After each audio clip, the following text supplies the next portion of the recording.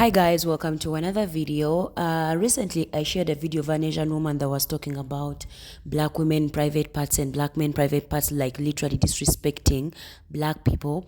But then, yeah, because things got out of hand as they never expected, she came out with an apology. And yeah, guys, listen to what she had to say and let me know what you think about it, because I don't believe anything that came out of her mouth. But maybe you will, maybe you do. Yeah, listen to the video, come back, and let me know what you think about it. Someone said that the reason why some girls' vagina is tighter than others is because, like, ethnicity-wise, like black men have, are known to have larger dicks, so therefore the women have that makes sense. Bigger holes. Yeah. I want to take this moment to sincerely apologize for a topic that I brought up. It wasn't my view or opinion, but I understand that even bringing it up was super inappropriate and harmful.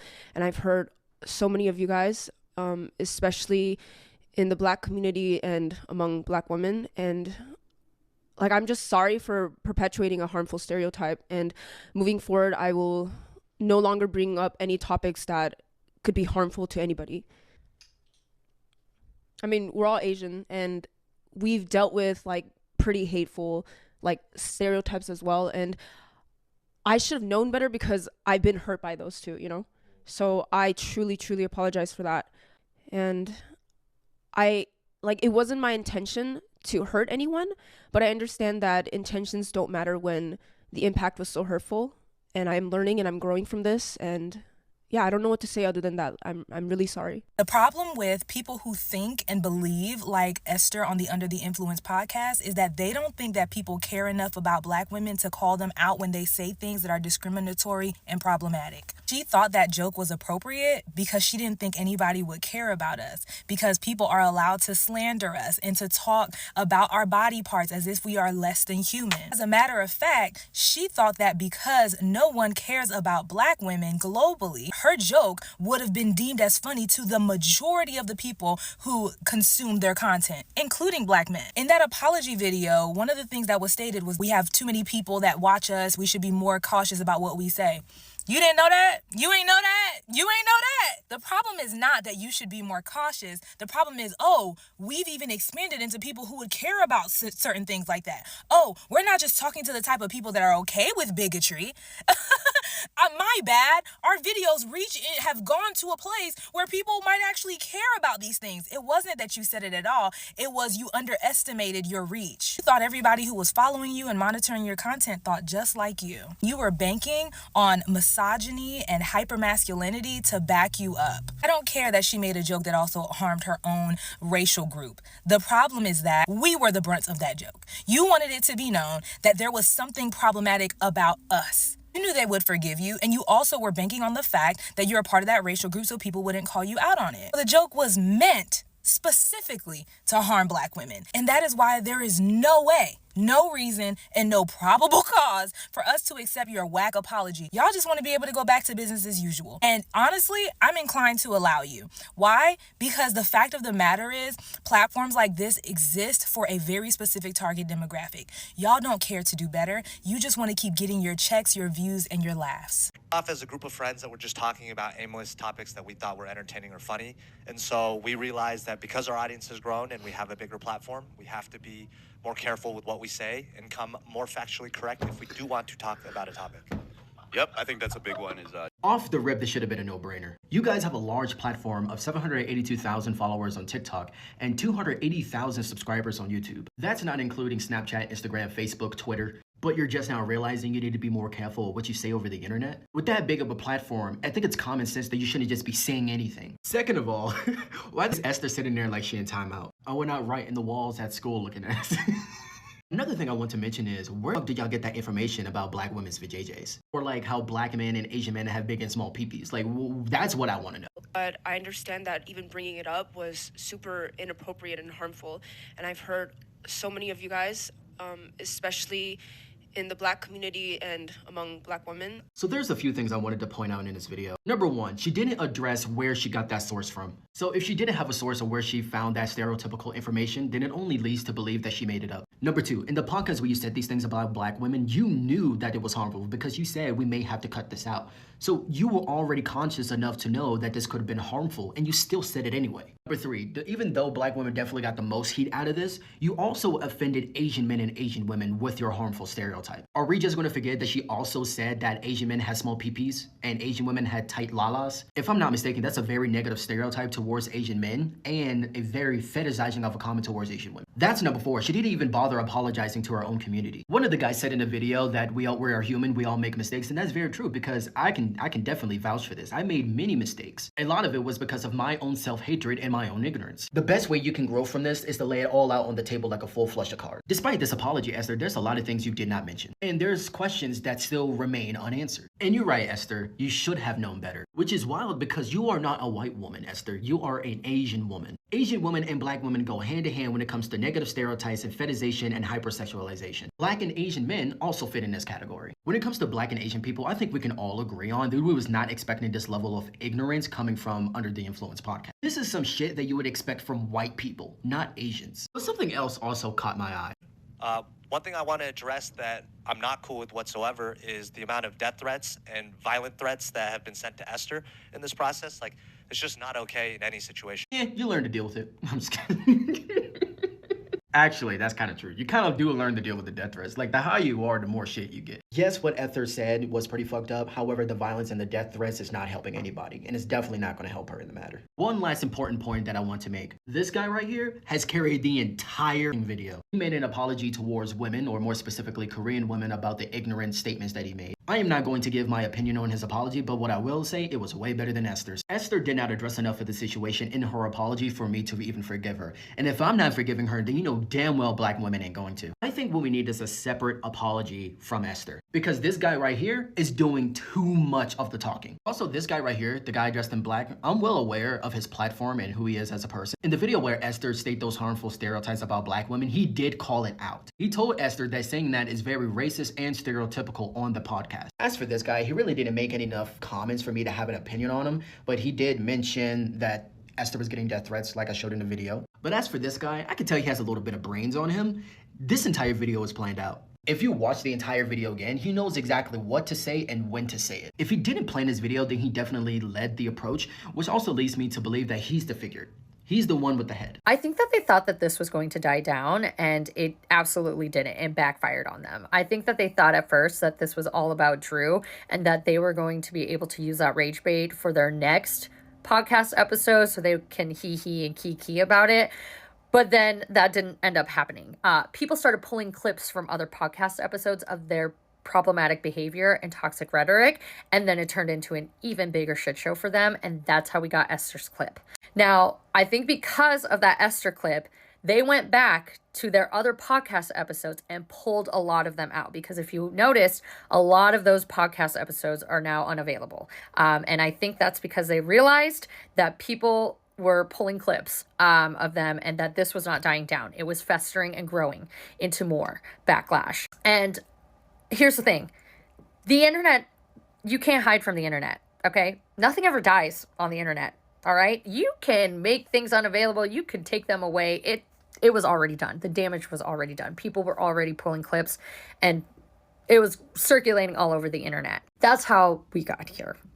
Second, I think that their investors for Nectar and their other business told them that they had to come out with a statement or do some sort of damage control or handle this, because they were losing profit from their businesses. And investors don't like that, okay? Investors don't like that. And I think that's why we see them looking uncomfortable and looking pissed. I think because they probably had a meeting with their investors, and with as a business, they probably realized that shit, we're losing money. And that's the reason why we got to hear y'all go, damn, ass apology.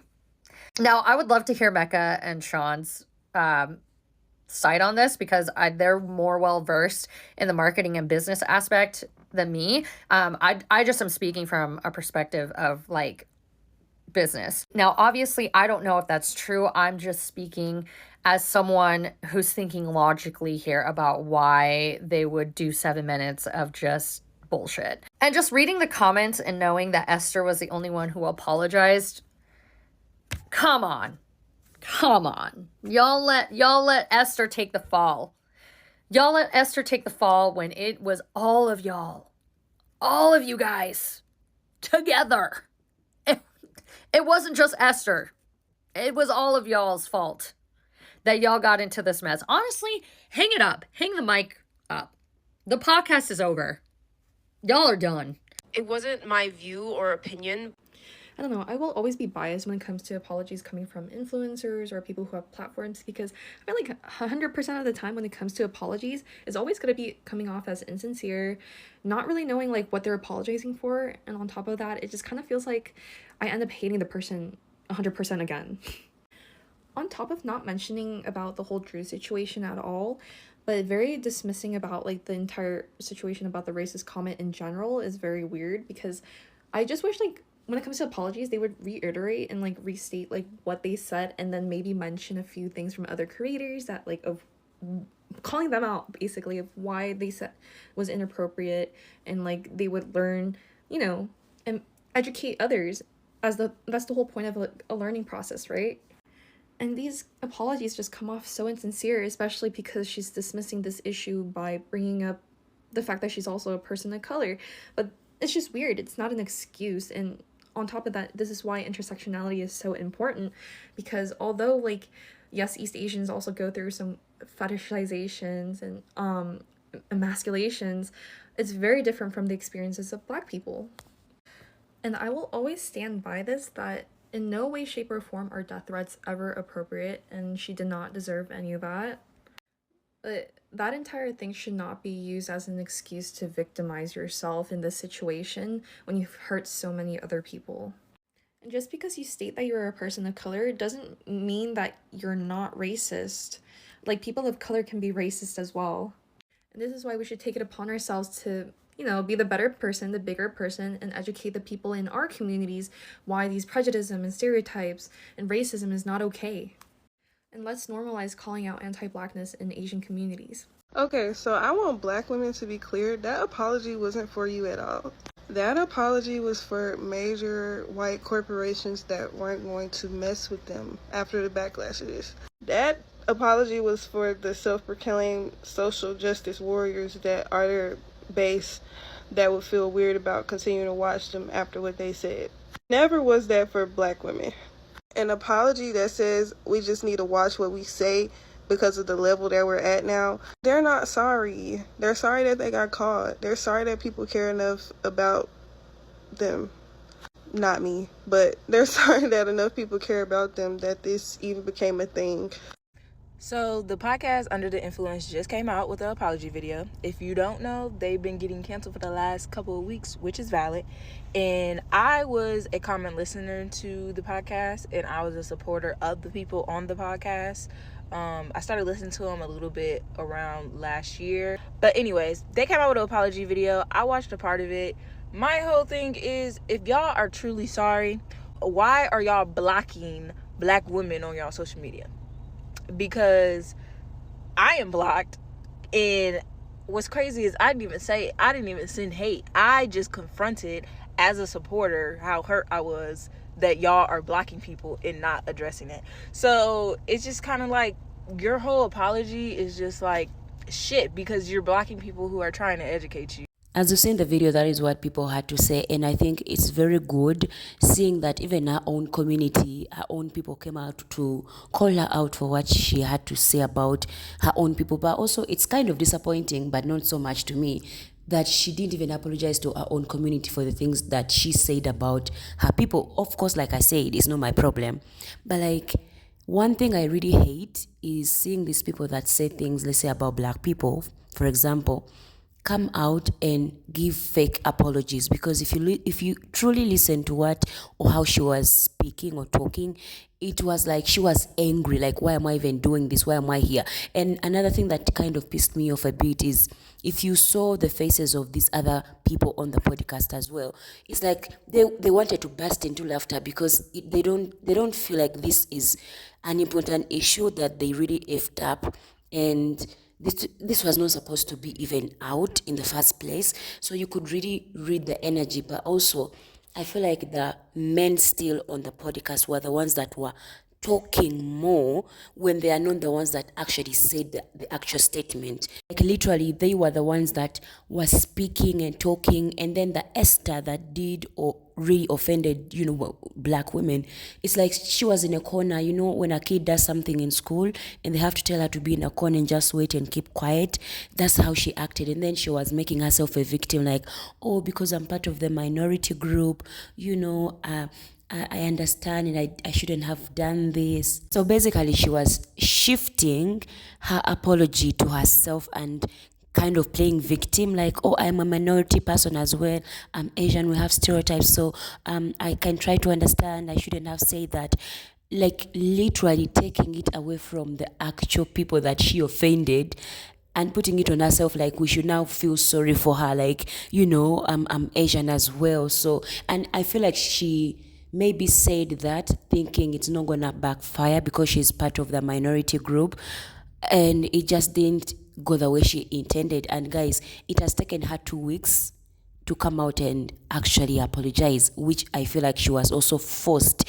And like I said, the guy that is wearing black looks like the one that had to sit them down and be like, guys, we need to apologize because we are not going to get money. We're not going to get sponsorships. We're not going to be like in spaces where we want to be. So we need to now act. And it's just ridiculous, really. I don't even have to say a lot. Like, you heard what people had to say, but it's just so sad. And like I always tell you guys, people of color to me are the worst group of people today in 2024, because they feel like they cannot do wrong. And when they do wrong, they always put that kind of situations to ignorance, like we should just see them as ignorant and not people that know any better, which I find really quite funny, ridiculous, and disturbing to me. Like, how in 2024 you want to play the victim card and damn card in 2024? Make it make sense. But yeah, guys, that is it for me in the video. Thanks for watching. Don't forget to like, subscribe, hit the notification bell. I'm always posting. Do you really believe these apologies? Or I'll see you in the next video.